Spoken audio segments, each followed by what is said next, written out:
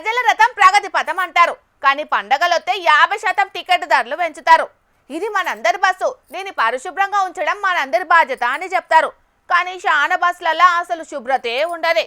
RTC బస్సుల ప్రయాణం సురక్షితమని బోర్డులు పెడతారు.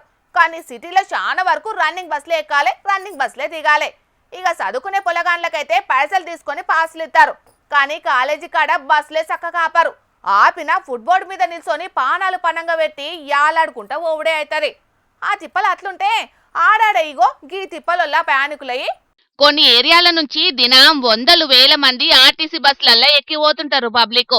ఇక అందుకు తగ్గట్టు సౌలతులుంటే అనంటే బస్సు కోసం ఎదురు చూసే ప్రయాణికులకు నిలువ నీడ సుతం ఉంటది. కొన్ని దిక్కుల్లా కూసునేటందుకు కుర్చీలైతే అసలుకే ఉండయి. షాపుల ముంగట్నో ఇండ్ల ముంగట్నో కూసోని బస్సు ఎక్కిపోతుంటారు. పాపం చిన్నగుండది గోస.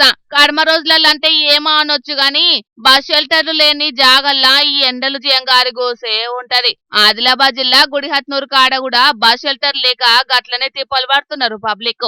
నిర్మల్ హైదరాబాద్ మోకాన పోయే ప్రయాణికులు ఎర్రటెండల నిల్చుండుడైతుందట దినాము. అటు దిక్కు నేషనల్ హైవే అథారిటీలు కొత్త రోడ్డు వేస్తున్నారు కదా, అందుకని పాత బస్సు షెల్టర్ ను కూలగొట్టిండ్రట మొన్నట్లా.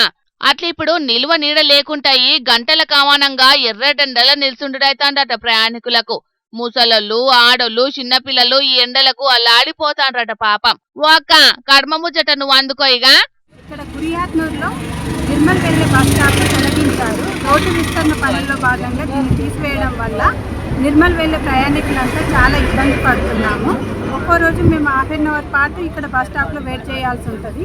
ఈ ఎండను మధ్యాహ్నం పూట తట్టుకోలేకపోతున్నాం. ఇప్పుడు ఒంటి పూట బడుల కారణంగా పిల్లలు కానీ, టీచర్స్ కానీ, ఇంకా వేరే గ్రామాలకు వెళ్ళే వృద్ధులు కానీ, చిన్నపిల్లల తల్లులు కానీ అందరు ఇబ్బంది పడుతున్నారు. ప్రభుత్వం చొరవ చూపి ఇక్కడ తొందరగా గుడియాత్నూరు బస్ స్టాప్లో తాత్కాలిక బస్ షెల్టర్ అయినా ఏర్పాటు చేయాలని చెప్పేసి ప్రభుత్వాన్ని కోరుతున్నాం. వానాకాలంలో కూడా మస్తు తిప్పలుండనట.